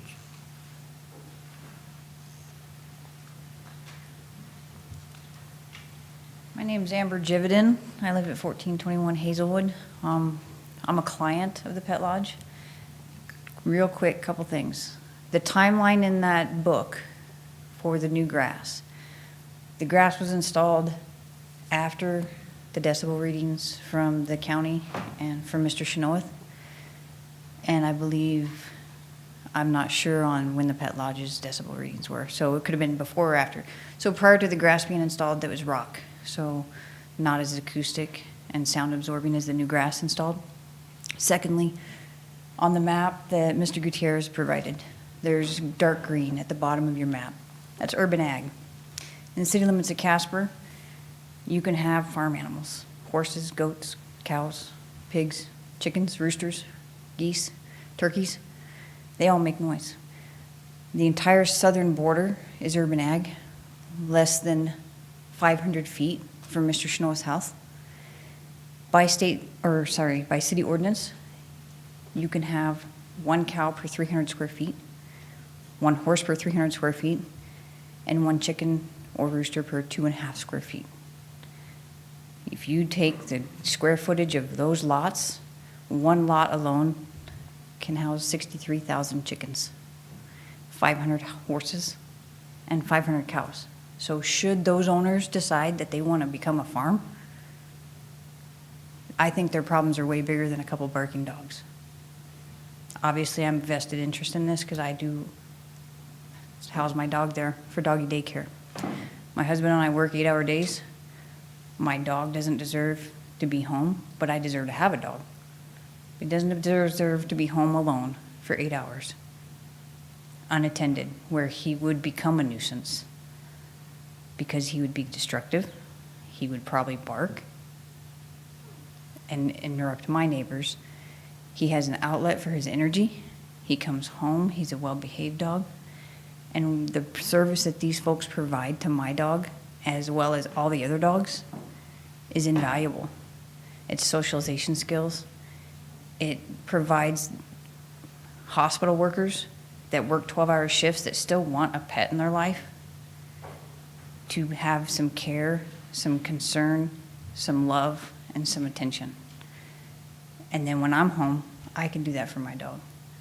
But that being said, it's a bigger picture than just the immediate neighbors, because that urban ag is closer to these folks that are complaining than the Pet Lodge. And quite frankly, they could bring in the cows. Matter of fact, the Wyoming implant location to the west of the Pet Lodge recently rezoned that area to urban ag and brings cows in. And he could bring a whole lot more. He only brings a small herd in at this point, but it's just something to think about, that it could be worse. I don't think that the barking dogs, in my opinion, I think they've done everything they can do. And I think they've made vast efforts. And again, the new grass has been installed in, I think, maybe a week to 2 weeks. So we haven't got any new readings since the grass has been installed, which is more of a sound barrier. And truly, that's all I have to say. Okay, thank you. Any questions? No? Thank you. Thank you. Anyone else wishing to speak in favor of not making it a nuisance?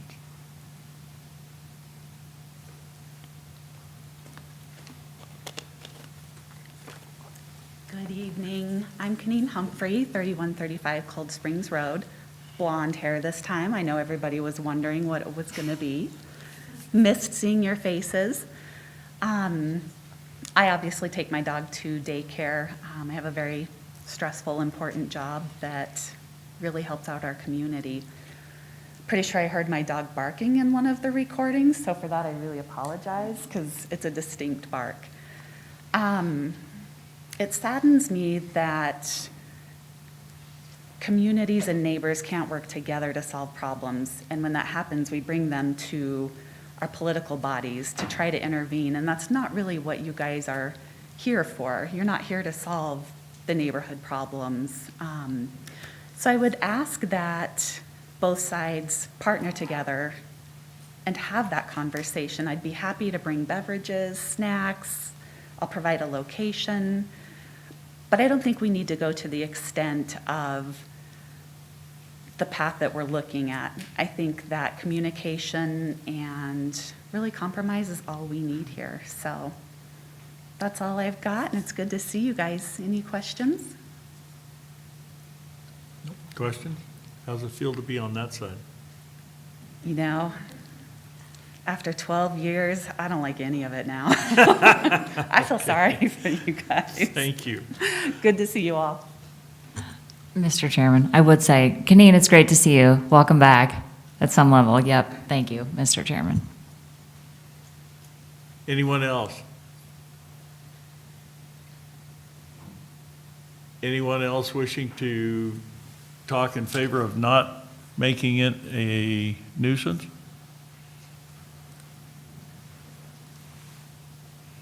Come on up. We won't bite. My name is Megan. I live at 3316 Chaparral. I'm an employee of the Pet Lodge. I've been there since about the end of January. And I guess I just want to speak on behalf of the staff and management of the Pet Lodge, is we do try our very, very best to limit the barking. So I do work a lot of weekends. So there are dogs that we don't allow out in their runs on the weekends because we specifically know that those dogs like to talk to their neighbors. Being in daycare, if they are barking a lot, we do, like we said, put them up for a little bit to give them a kind of a break to chill out. Otherwise, when I'm in daycare, I tend to bring them inside completely just to give the neighbors a break. But again, usually during those hours, it's working hours. So most everyone, as far as I would know, is at work. Like I said, none of the dogs are out past 6 o'clock at night barking or anything like that. So we do try and limit it as much as we can. But yeah, that's, I guess, all I have. Okay. But Question? No. Thank you. Yep, just wait 1 minute. Ma'am? Megan, Michelle needs your Got a last question. name. Vogue, V as in Victor, O-O-G as in Gordon. Thank you. I should have said something. I was thinking about it. I should have. Anyone else wishing to testify? Anyone else wishing to testify about the nuisance?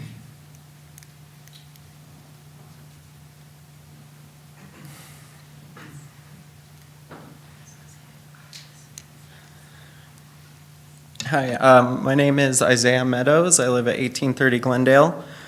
I am the assistant manager for Sunrise Pet Lodge. I've worked there since the beginning of January, since January 3rd.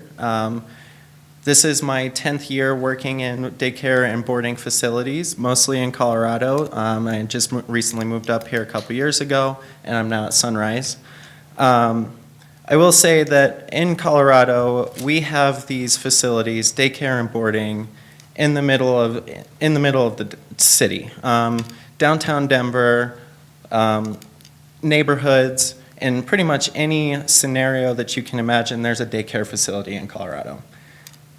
None of our neighbors complained about the sound level coming from there, and at one of the facilities I worked at, there was literally apartments above the daycare. We were on the base level, there was apartments above us, and they lived in the same building as us, and we saw a lot more dogs at that facility than we do here. Relatively, we're a pretty small facility. On average, we average 15 to 20 dogs a day for daycare. Average probably about like 20 to 25 dogs at any given time for boarding. These facilities in Colorado that are a lot larger don't seem to run into this issue, given Colorado has a lot more kind of background noise to hide us, a lot more traffic noise, a lot more city noise. Down there, this doesn't seem to be an issue. In a lot closer proximity than living 600 feet away from it. They were in our same building, and it wasn't an issue to them. So that's just something to keep in mind as well. Another thing I want to say, in my time at Sunrise, since I've been there, again, I've only been there since January, so I can't speak to the past, but since I've been there, we have been accommodating to any requests from our neighbors. One specific example, I don't have the exact date, but at one point, one of our neighbors, their dog had passed away, and they were trying to have a service for their dog. And that's a very, very tough situation on its own. And then when you have to listen to our dogs barking while you're trying to do that, it's only going to make that situation a lot worse and a lot harder, and I do sympathize for them in that situation. But on that specific day, they called over to us early in the morning. They said, hey, this is what's going on. Can you guys just try your best to keep the barking under control? And we kept all dogs inside for that entire day for them. We did not open any of our boarding dogs' kennel runs. Daycare was outside in small groups for no more than 10 minutes, not even the entire daycare group, trying to be accommodating towards that situation for them. So I just want to say that in my time since we've been there, anytime we've heard about an issue, we've tried our best to accommodate to it. I feel like there's been kind of this, at first there was this kind of narrative built that we just listen to what they have to say, sweep it under the rug, we're going to do what we're going to do, sorry, you're the one that lives next to it, sorry. That's not how we feel at all. On that, I'm using that specific one because it's just the most relevant situation coming to mind right now, but I haven't seen any situation to where a concern was raised with us that we didn't take immediate action to try to fix it. That immediate action might not work in the long term. It's not these baffles or tree lines or Acoust-A-Blocks or anything. But in that short-term situation, we tried our best to be accommodating. And I think that's a reoccurring theme that we should keep in mind as well. That when these issues, and again, since I've been there at least, from what I've seen, when these issues are brought to our attention, we do the best that we can at the time that they're brought to our attention. So while there might be more long-term solutions that we need to focus on, I just don't want there to be that narrative that we don't accommodate. That's one thing that was kind of frustrating me, just because, like I said, when we hear about these situations, we're not just sweeping them under the rug. We're doing our best at the time being to do what we can when we can. And like I said, there might be more long-term solutions that we need to take, but we are doing what we can as often as we can. And it is something that we keep in mind. We keep our neighbors in mind all the time.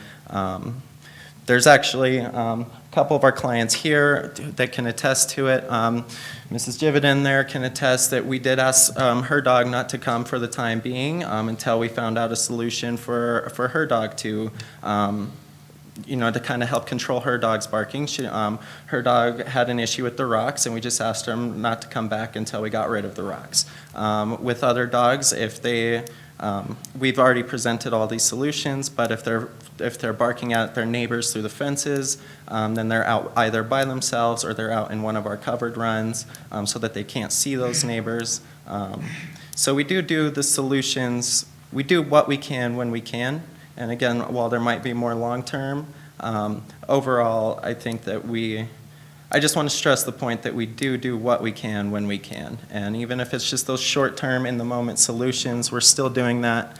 We're still trying our best to accommodate to our community. We wouldn't be here without our community. Our community is the bloodline of our work.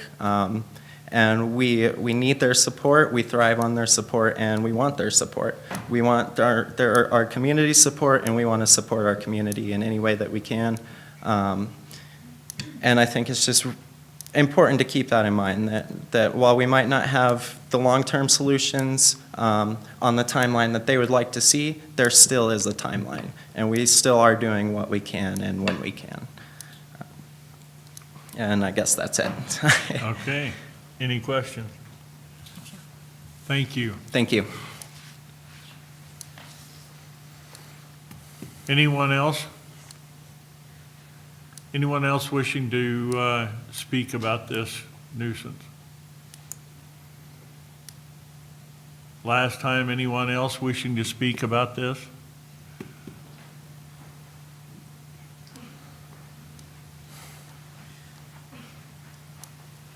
Hi, my name is Ryan Brownfield, spelled R-I-O-N, just to clarify.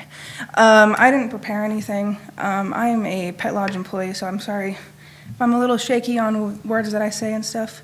But I'm also a customer of the Sunrise Pet Lodge. I've worked at the Sunrise Pet Lodge for about a year now. It was a year in August. And I just wanted to say that, oh, sorry, I'm a lost for words. The Pet Lodge is something that is kind of I apologize. I should have prepared something. But I'm within the Pet Lodge day in and day out for the entire time that the dogs are barking. I'm there on the weekends and everything, and we, in the mornings, at that 7 a.m. mark, we try to let out all the quiet dogs first, and definitely don't try to do any groups between 7 and 7:30. So our groups come in around 7:30, and between 7:30 and 8, it's pretty loud because everyone's excited. They're like, hey, my friend's here. I'm going to be really excited and stuff like that. But as soon as everyone's come in and everything, it's automatic. We try to get everyone to quiet down. If there is barking, it's no more than around 2 to 5 minutes. And if we do hear it within the Pet Lodge, which we are directly in next to all of the dogs, next to everyone barking, we do try to go and just close everyone's runs like everyone had said. We try to just figure out what dog is barking, what dog needs to just come and rest or just needs some playtime with us and stuff like that. So that's what the Pet Lodge is doing for us. And I just wanted to speak as a customer of the Pet Lodge as well. Their service is invaluable to me. I have a dog who has extreme separation anxiety, and if left home alone, he will destroy everything and try to hurt himself. If I did not have the Pet Lodge and the trust that I have within them to bring my dog and use their services, I don't know what I'd do. The Pet Lodge is probably the only place in town that I would trust with my dog, as he's also pretty stranger aggressive, and the family that he's created there and the family that they try to have with every pet at the Pet Lodge, I think the service is invaluable, and I just wanted to put my piece out there because I don't think that we could be a city without the Pet Lodge, and that's as a customer, not just as an employee. So I'm sorry I didn't prepare anything. If there's any questions. Thank you. Anyone else wishing to speak in favor of not being a nuisance? Okay, I'll close the public hearing.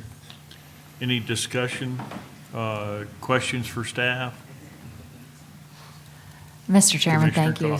Commissioner So I'm curious, can we explore the idea, not saying it'll go this way, but can we explore the idea again of if this were tabled and some kind of a conversation between the two parties, what would our role be, if any? What are our options in this? I mean, I feel like I've heard one side is maybe open to it. We haven't necessarily brought this up on the neighbor side. So I'm just curious if we could explore what that might look like for a minute, if you guys are open to that.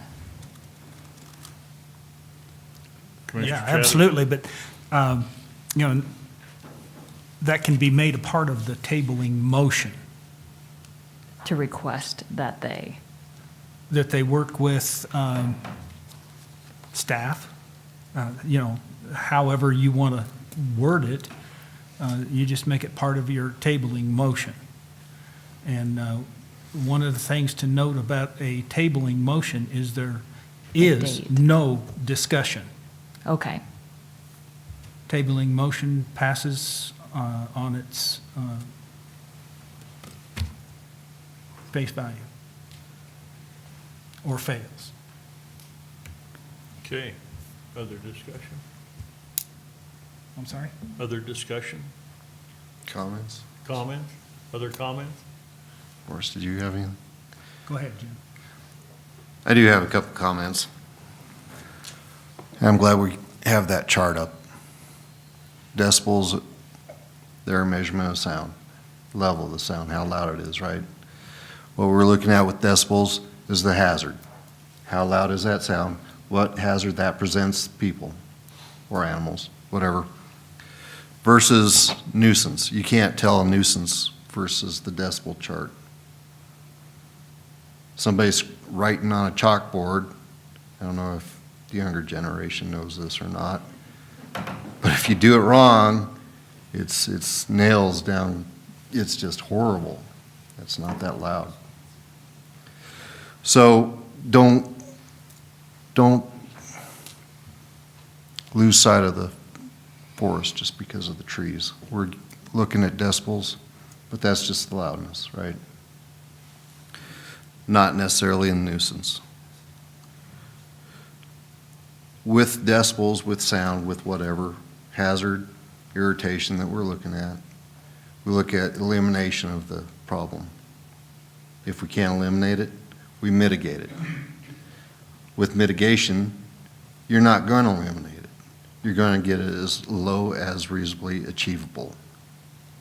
That's just how it is. Either eliminate it or you get it as low as possible. So, if we can't eliminate it, then we try to get it low. How do we get it low? We get neighbors working together. We talk to each other, we come up with ideas, plans, we try to work this out together as a group, as a community. And I think that's the direction you guys need to go. You shouldn't be up here, shouldn't be looking at the charts. We need to figure out how to reasonably lower that as much as possible. It's not going to go away. It's not going to go away without the business going away. So how do we mitigate it? How do we make it as low as possible? We work together. We come up with ideas. We do what we can together as a community. You guys up there have a really nice area up there to live in. You need to work it out together. From what I'm hearing is the lodge has made basically a commitment to work it out, to do what they can to get that LoRa. I'd say it's in your guys' ball court whether you want to accept that commitment and work with them or not, but that's where I'm at with this. Okay. Anyone else? Commissioner Chadwick? I'm thinking on it. Okay. Well, for my part, you know, I am pleased that you're talking about other things. You talked about putting the grass in to see if that'll help. There is a movement on trying to make it better, and I appreciate that. I'm reluctant for my part, I'm reluctant in calling it a nuisance and going the formal route. And I understand maybe not looking at charts, we need to work it out, but even if you look at that chart, I think the highest reading was 54. And I know that Wyoming Boulevard is a lot of that. When I stay in town, if I have to, I'm right south of, or north of Wyoming Boulevard in Kaufman Court. And there's a fire engine that comes by every once in a while now, and it's pretty loud. And starting about 4 o'clock in the morning, you can start hearing a bunch of cars racing up and down Kaufman right behind Sunrise. And that's kind of a pain from somebody that lives out in the country. I mean, what I hear is not barking dogs, it's barking coyotes on the hill. And they're a nuisance too. So I just am reluctant to do that. I'm really glad that you're showing good faith in doing it.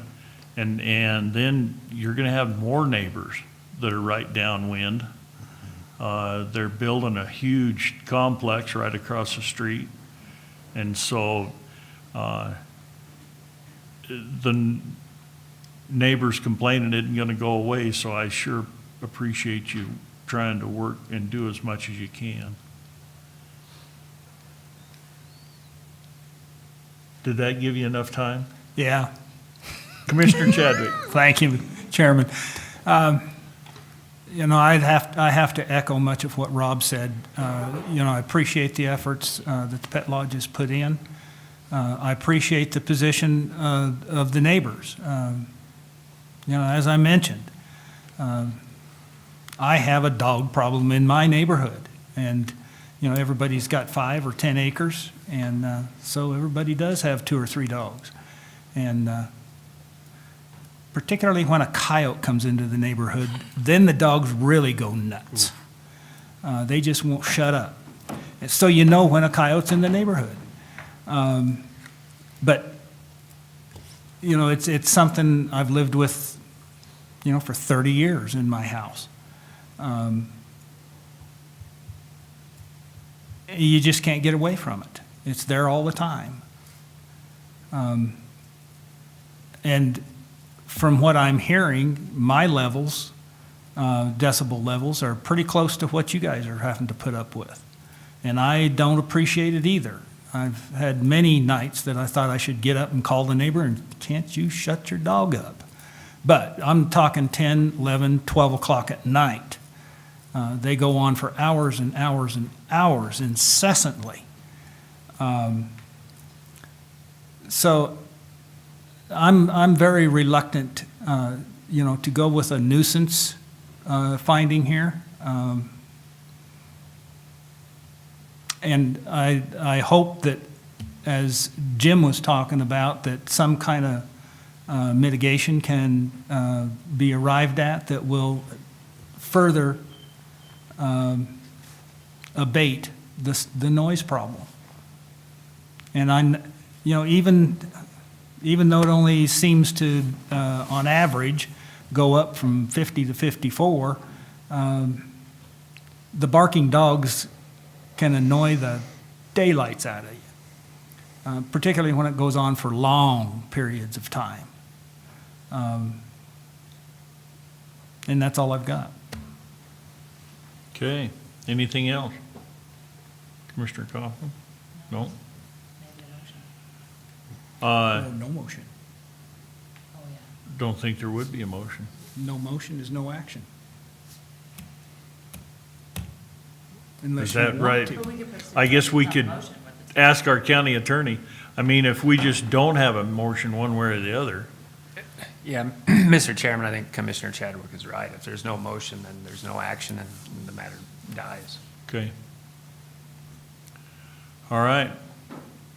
There wasn't a motion, and I guess everybody is up here. You've heard from everybody for right now. Thank you all for being here. We're going to, I'll close this public hearing then. Public comments. Anyone about anything else? Public comments? I thought Canine was going to get us again. Commissioner comments. Commissioner Kaufman. Yeah, I think one of the most exciting things, thank you, Mr. Chairman, about tonight is people used their voice and exercised the public process. So I'm really proud of everyone who gets up and uses their voice and says their words, and I feel like it was a real opportunity for a lot of people in the room tonight, and I appreciate the time and energy and your interest in this. I appreciate when people engage in the process, and they really did tonight. So those are my comments. Thank you. Commissioner Chadwick.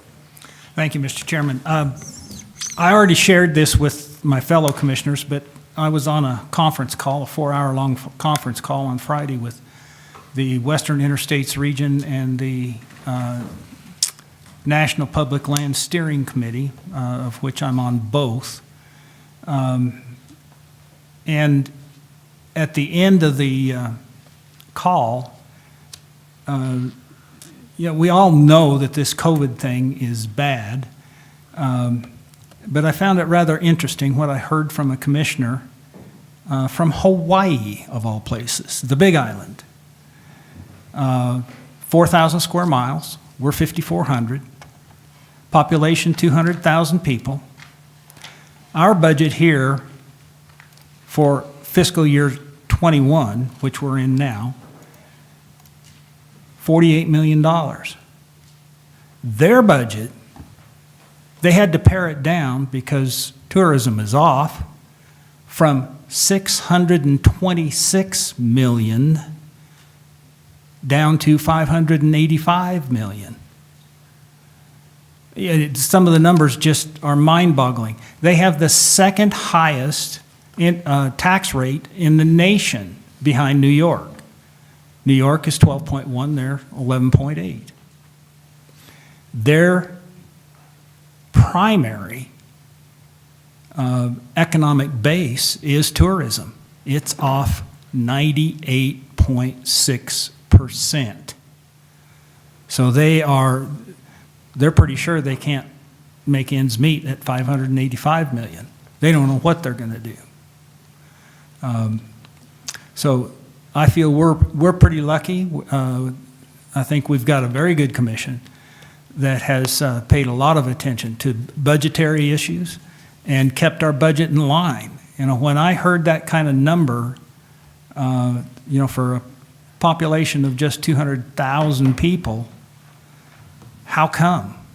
He even showed what we call our bingo sheet, which shows the different areas where they spend their money. About 2/3 of it made no sense to me at all. Roads were 27 million, got that one. Legal was 34 million. Okay, I get that one.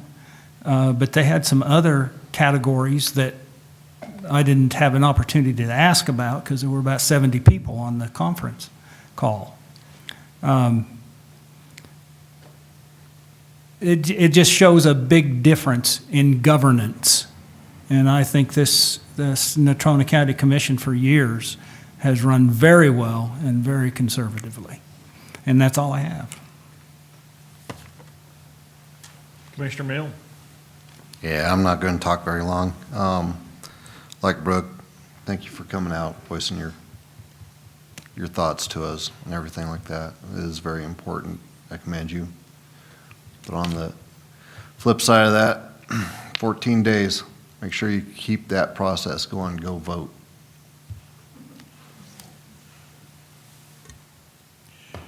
Well, for me, it is interesting, the differences in money.